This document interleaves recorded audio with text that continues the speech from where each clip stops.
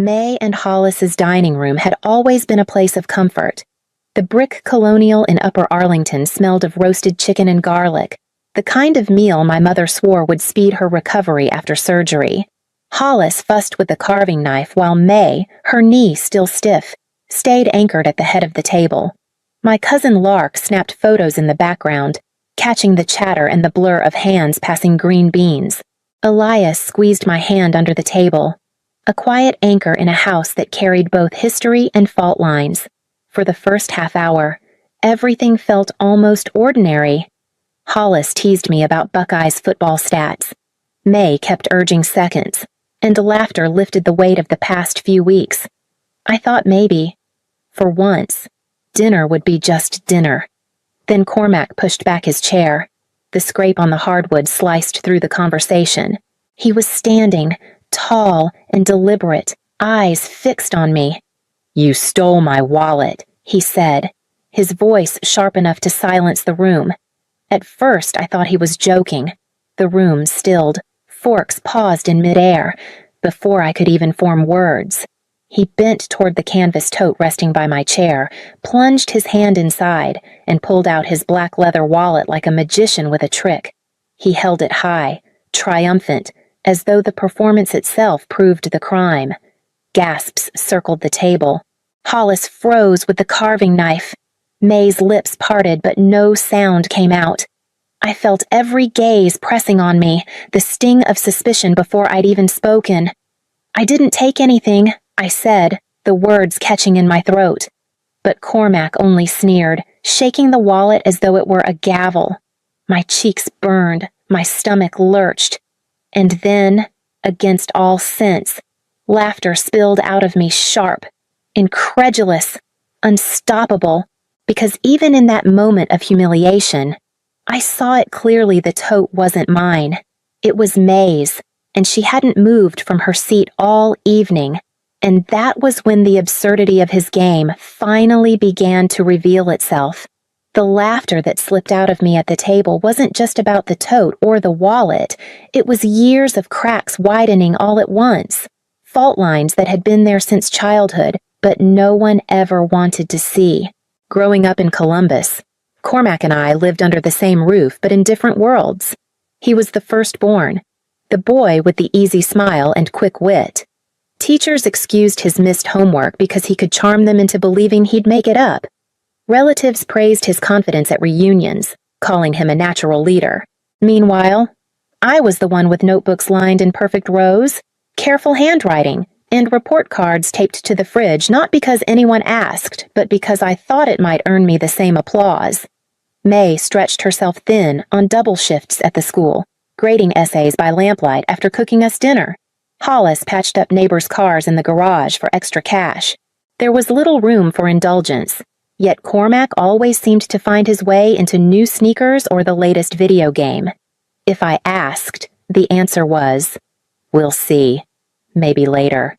If he asked, somehow later arrived sooner. I don't think my parents meant to play favorites, but survival leaves little space for fairness. Hollis admired Cormac's boldness. May worried he'd collapse without encouragement. I filled the gaps by being dependable, the one who kept her head down and stayed out of trouble. As we grew older, those roles hardened. I built a steady life college, a job as a forensic accountant downtown, a partner who respected me. Cormac chased ventures that sounded grand but never stuck a bar in the short north, a landscaping company that folded before winter, a tech startup that was mostly borrowed money and talk. Each time, he emerged with another story, and each time, May and Hollis clapped for the effort, not the outcome. I told myself it didn't matter, that I was strong enough to carry my own validation, but the truth was, resentment lived in me too, quieter but sharper, like a splinter you can't dig out. And now, as Cormac's voice echoed across our parents' dining room, I realized those splinters had been waiting for this exact moment to pierce the surface. A week before the dinner, May called me into the living room while Hollis dozed in his recliner. Her knee was propped on a cushion, a stack of papers spread across the coffee table. The afternoon light through the curtains made the ink on those forms look heavier than it was. I need you to help me with this, she said, tapping the top page. Durable power of attorney, healthcare directives, and a note about the Clintonville rental. After the surgery, I kept thinking, what if something happened and no one knew what to do? I don't want confusion. I want things to be clear. Her voice was steady, but I heard the undercurrent of worry. She wanted me to sit with her at the attorney's office, to walk through the details, to make sure nothing slipped past. It made sense. Numbers were my life. Documents didn't intimidate me. I can do that. I told her, whatever you need. What I didn't realize then was that Cormac had been listening from the hallway. He stepped in with his easy grin, but his eyes were too sharp, darting from the papers to me. "What's all this about?" he asked, picking up a folder like it was a menu. May gently took it back, saying she just wanted things organized. He didn't press further in front of her, but I knew that look. The one that said he felt something slipping out of his hands. Cormac carried debt like a shadow. Store cards, payday loans disguised as short-term bridges, ventures that swallowed more than they returned. I had pieced it together from conversations overheard, collectors' numbers flashing on his phone, the sudden urgency when he asked to borrow from May and Hollis. If I became the one in charge of financial paperwork, his leeway would shrink to nothing. That night, lying in bed, I thought about the way he'd stared at me across the living room, the calculation behind his smile. He wasn't just annoyed, he was cornered, and a cornered Cormac was always dangerous. By the time the dinner rolled around, I should have known he wouldn't let the evening pass without a performance. The evening began with gestures so small, no one thought to question them. May settled at the head of the table, her canvas tote hooked neatly on the back of her chair, the one she always brought with her. She hadn't been moving much since the surgery, and everyone tried to make her comfortable. Cormac was the first to hover, fussing with the chair like he was some kind of caretaker. "Let me adjust this leg," he said, crouching down, his hands brushing the floor and then the bag strap. May smiled, grateful, and none of us thought twice. Later, when I sat down beside her, Cormac drifted over again. He leaned close, claiming he wanted to check the wobble on my chair too. His cologne lingered long after he moved away. He made a joke under his breath, something about me being the human calculator who couldn't survive if a chair leg collapsed unevenly. It landed poorly, but he laughed at his own wit. Hollis cut him off with a proud mention of my work downtown, how the company trusted me to keep their books clean. For a second, I caught the flicker in Cormac's eyes, something sharp beneath his smile. Elias reached for my hand under the table, grounding me, while Cormac kept flitting from one person to another, pouring water, cracking jokes, playing the attentive son. He was weaving himself into the night like thread, never still, always visible. In the background, Lark was snapping away on her phone. She'd taken to photographing everything at family gatherings. Not posed shots, but candid frames. The little moments, she said, told the truth better than any portrait. No one minded. It was just Lark, her camera an extension of her presence. By the time Hollis carved the chicken and May passed the green beans, the room was warm with routine. We laughed about Buckeye football, traded memories of May's peach cobbler, teased Elias about still learning the family's inside jokes. Nothing about the evening seemed unusual, nothing to make us wary. But looking back, I can see it the way Cormac's movements weren't kindness, but calculation. Every step rehearsed to set the stage for what came next. The scrape of Cormac's chair against the hardwood was so sudden it sliced through the rhythm of dinner. A moment earlier, Hollis had been telling one of his familiar garage stories. May had laughed softly at his punchline, and Elias had just reached for the breadbasket. Then silence swallowed everything except the groan of the chair legs and the heavy thud of Cormac rising. "You stole my wallet," he said. The words fell sharp, rehearsed. His eyes locked on me with a certainty that made the entire table pause. Before I could answer, he moved with a kind of performance, bending toward the canvas tote that hung from the back of May's chair. His hand slipped inside, fingers groping for only a second before pulling free a black leather wallet. He raised it high as though it were a trophy, his face lit with false triumph. "See? It was right here." The sound that followed was not one gasp, but a dozen small ones overlapping May's fork clattering against porcelain, Hollis's knife resting mid-carve, Lark's camera lowering with a snap of instinct. My cheeks burned under the collective weight of every gaze. Elias's hand twitched beside mine, but I didn't take it. My eyes were fixed on the tote, my mind running faster than my pulse. It wasn't my bag. May had carried it in herself, struggling with her cane in one hand and the strap in the other. I'd even offered to help, but she insisted she could manage. From the moment she sat down, that tote hadn't shifted an inch. Her knee was too stiff, her body too still. She hadn't touched it since. The absurdity of it all hit me then, not just the accusation, but the sheer arrogance of thinking it would stick. A laugh burst out of me, sharp and uncontained. It startled even me, but once it began, I couldn't pull it back. It wasn't cruel. It was clarity breaking through panic like sunlight. "Interesting," I said finally, my voice calmer than I expected. "Tell me, Cormac, when exactly did I bring a tote to this dinner, or when did May stand and move hers?" The words landed like stones on still water, rippling outward. Cormac's smirk faltered, just for a breath. Hollis's eyes narrowed, tracing the logic. May touched the tote instinctively, her hand trembling against the canvas. Elias leaned forward, the air around him charged, ready, and in that fragile pause, I felt the first thread of his story begin to slip loose, the weave unraveling with every breath that followed. The room teetered in that strange space between shock and belief, everyone waiting for me to stumble. Instead, I leaned back, steadied myself, and turned toward Lark. Her phone was already in her hand, half hidden under the table like it always was.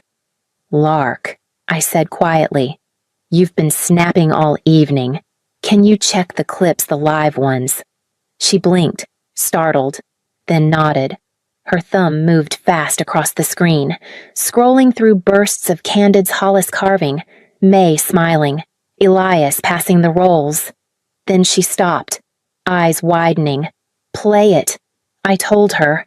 She tapped, and the few seconds of motion filled the silence.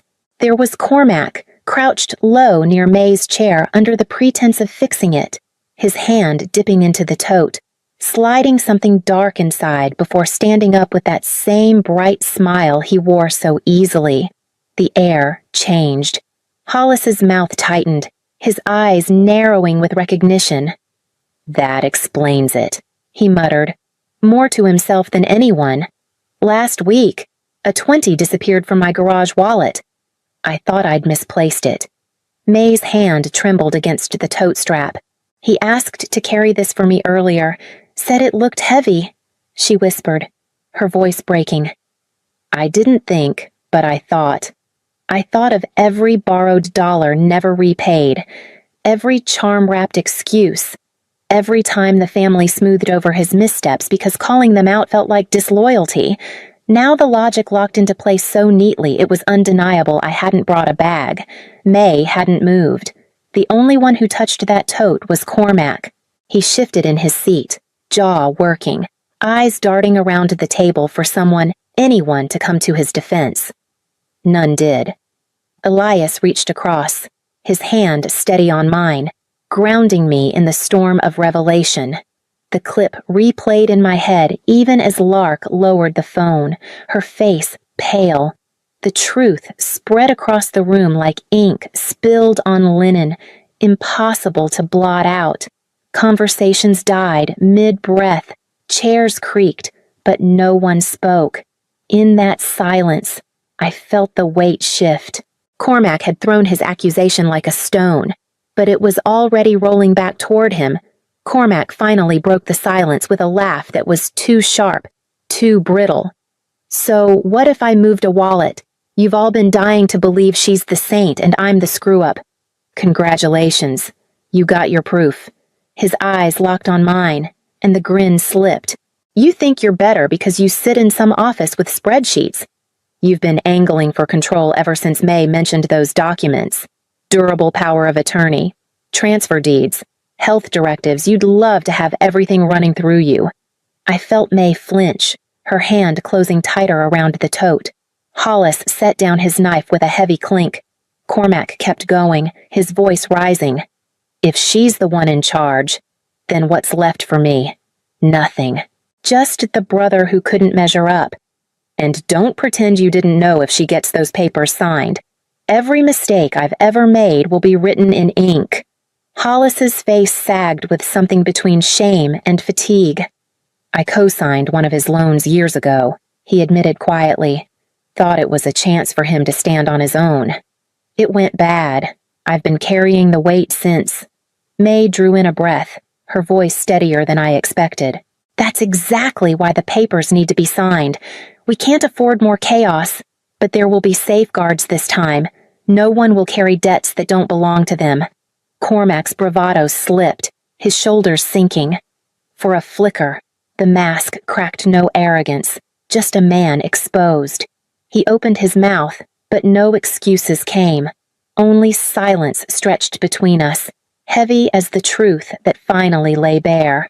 I sat back, watching him crumble under the weight of it, and I knew the next step would change not just dinner, but the shape of our family itself. Hollis was the first to speak, his voice low but steady. This ends tonight. No more hidden debts. No more pretending. You'll repay what you owe. Cormac, every dollar, even if it takes years. But you'll never again have access to our accounts. May nodded, her hand on the tote like a seal of finality. And the documents will be signed. Rowena will be our primary for health decisions. Financial powers will be overseen with safeguards. We need stability, not charm. Cormac's face tightened, a flash of anger sparking in his eyes. But the usual smooth words didn't come. His mouth opened, then shut again, like he was searching for a script he hadn't prepared. I leaned forward, keeping my voice calm. I've never wanted to replace you, Cormac. I only wanted honesty. I love my brother, but I can't carry your lies anymore. They're too heavy, and they were never mine to bear. He recoiled as if the words were a blow, his pride stinging more than any accusation. The room held its breath. Then, with a violent scrape of wood on floor, he pushed back his chair and stood. You'll regret this, he muttered, though the conviction in his voice was already fading. He grabbed his jacket, the wallet clutched tight, and stormed toward the door. The slam echoed through the house, rattling the glasses on the sideboard. For a moment, no one moved. Then May exhaled, her shoulders sagging as if she'd set down a burden she'd carried for years. Hollis rubbed his forehead, the lines of worry cut deeper. But there was relief, too. Elias's hand found mine under the table, steady as ever. The air felt different without Cormac in the room lighter, if only for a breath. And in that breath, I knew the ground beneath our family had shifted for good. Weeks passed before the tension in my chest loosened. May spent her mornings at Riverside Methodist, learning to climb stairs again with a therapist at her side, her determination as steady as the nurse guiding her. I visited between work meetings, sometimes catching Hollis in the waiting room with his crossword, his quiet presence a reminder that even storms leave room for ordinary life. In the evenings, I walked the Chiato Mile, the river cutting through downtown like a dark ribbon. The skyline glittered against the water, and for the first time in months, I could breathe without bracing for the next crisis. The paperwork was complete, every document signed, notarized, and filed with neutral oversight. No hidden hands, no whispered promises. Transparency became the new language of our family, and it felt cleaner than anything we'd known before. Cormac's name still lit up my phone now and then. At first, his messages dripped with defensiveness, blaming me, calling me self-righteous. Then they softened into half-hearted apologies, followed by silence. I didn't block him. I let the space remain, firm in my boundary but unwilling to close the door forever. Love, I realized, could coexist with distance. Sundays became lighter. Around the old table in Upper Arlington, May passed stew bowls with a smile. Hollis cracked jokes about his crossword failures, and Lark's camera clicked as naturally as her laugh. Elias leaned in beside me, his arm brushing mine. Both of us part of something steadier than before. The absence of Cormac's voice, sharp and restless, was noticeable, but it left room for other voices to grow louder, ones that carried warmth instead of accusation. As the meal ended, I felt the weight of what we'd survived settle into something else entirely, not inheritance in the form of property or money, but in the dignity of choosing clarity over illusion. It was a legacy built not on what was left to us, but on what we finally refused to carry.